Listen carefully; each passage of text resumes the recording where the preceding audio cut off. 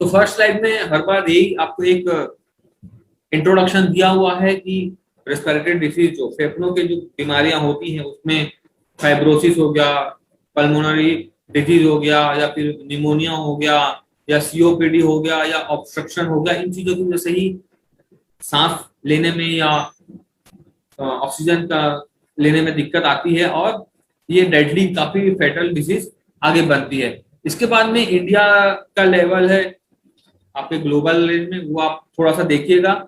हम डायरेक्ट काम पर बात करेंगे। एनास्थील टेबलेट करेगी क्या? तो एनास्थील टेबलेट सिर्फ दो काम करेगी। पहला, ब्रोंकियल कंजेशन को कम करेगा। सेकंड, शॉर्टनेस ऑफ ब्रेथ को कम करेगा। और बिलीव में ये दो चीजें ही आपको काफी रिलीफ दे जाती हैं। अब देखेंगे कि इसमें है क्या। तो इसमें अमलतास है, मुलेठी है, अकरकरन है, उटंगन है। एक स्पेसिफिक एक्सट्रैक्ट निकालकर स्पेसिफिक मात्रा में जब इन चारों को मिलाया जाता है तो काफी एक अच्छा मिक्सचर तैयार होता है जो हमको कंजेशन, अब कंजेशन कम करती है। ये जो दवाई है, कंजेशन का मतलब क्या होता है, फ्लेगम का मतलब क्या होता है। हम जब थोड़ा सा खींचते हैं और जो गले से थूकते हैं बाहर, जिसको सामान्य भाषा में बलगम हो जाता है, दैट इज द फ्लेगम। वो हमारे फेफड़ों में जो छोटी छोटी नलियां हैं, मैंने एक बार भी आपको पूरे सिस्टम से बताया था कि छोटी छोटी नलियों में वो चिपचिपा पदार्थ जमने लगता है। जैसे कि हम जब पाइप से पानी देते हैं पौधों को या कहीं भी, तो बीच में एक हरा पदार्थ जिसको पाइप बोलते हैं वैसा जमने लगता है। वैसे ही हमारी बॉडी के जो लिम्फेटिक चैनल्स है या पूरे बॉडी के जो चैनल्स है उसमें भी ऐसे ही पदार्थ जमने लगते हैं। उसको कफ दोष, बलगम, फ्लेगम, ये सब होता है। ये जब एक सामान्य मात्रा से ज्यादा जमने लगते हैं तो ये चीजों को रुकावट पैदा करते हैं। जैसे कि आपके पाइप में अगर जरूरत से ज्यादा काई है या जरूरत से ज्यादा कचरा है तो पानी उस फोर्स से नहीं जाएगा जो जाना चाहिए, जो आप उम्मीद कर रहे हैं। उसी वजह से ये चीज होता है। इसको ये होता है कंजेशन। अमलतास हो गया आपका, उटंगन हो गया या मुलेठी हो गया, ये चीजें ये क्या करती हैं, ये चीजें इनको डायरेक्ट क्लियर आउट करती है।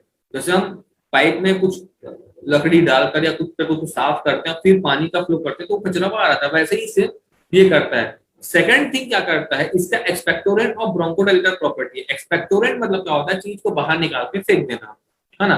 ब्रोंकोडाइलेटर मतलब जैसे आपका पाइप है, ये तो प्रैक्टिकली खैर पॉसिबल नहीं है हमारे हमारे पानी के पाइप के सामने, लेकिन हमारी बॉडी में होता है। आपके पाइप की मोटाई इतनी रहती है, गोलाई ये रहती है।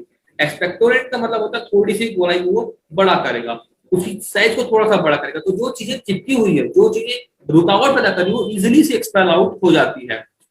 तो ये दोनों चीजों के कारण में इन इन दोनों चीजों की वजह से आपके बॉडी में, आपके लंग्स में स्पेशली जो चिपका हुआ कफ है या जो चिपका हुआ बलगम है, वो बाहर जब निकलता है तो आपको एक राहत मिलती है और आपको सांस लेने में इजीली आती है। तो ये दो ही चीजें करता है, स्पेशली पूरे लंग को ये क्लियर आउट करके रखता है।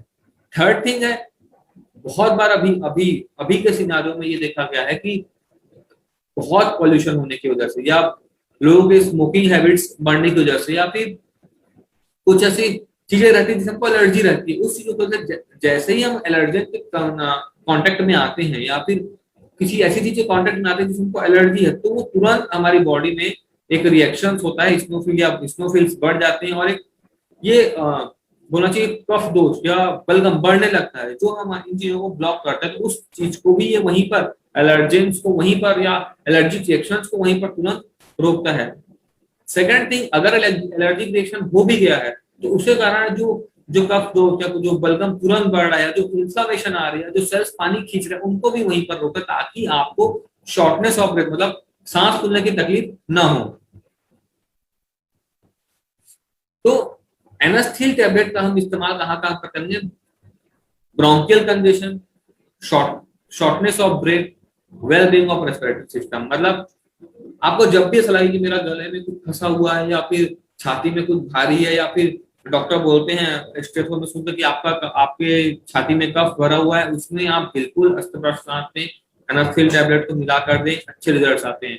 जो लोग बहुत खराटे लेते हैं उसमें भी ये काफी अच्छा काम करेगा। इस एक एक टैबलेट शहद के साथ दे, काफी अच्छा काम करेगा। थर्ड थिंग ये है, जब निमोनिया जैसी कंडीशन आती है या फिर कोविड जैसा कंडीशन आता है, उसमें भी आप एनास्थील टैबलेट को अस्त्र में दे, काफी अच्छे रिजल्ट्स आते हैं। और एक टैबलेट दिन में 2 बार, 2 टैबलेट दिन में 2 बार, 2 टैबलेट दिन में 3 बार, 1 टैबलेट दिन में 3 बार, वो आपके पेशेंट की कंडीशन के अकॉर्डिंग ही मेंटेन होता जाता है अपने आप। इसके लिए आप हम डिस्कस करें, रिपोर्ट्स रखें अपने पास, और रिपोर्ट टू रिपोर्ट आपको ट्रीटमेंट करें। क्योंकि क्या होता है, जब आप रिपोर्ट के हिसाब से तैयारी करते हैं या रिपोर्ट के हिसाब से ट्रीटमेंट करते हैं, तो आपको आगे की रिपोर्ट में पता होता है कि आप आगे बढ़ रहे हैं कि नहीं बढ़ रहे हैं।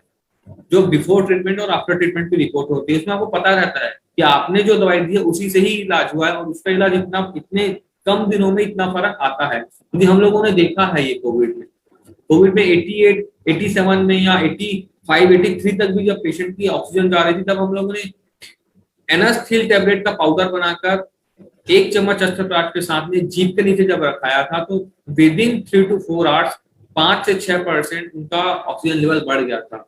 या ड्राई कफ में भी काफी हमको इसके अच्छे रिजल्ट्स मिले थे। तो आपको इन चीजों का खासा ध्यान रखना है।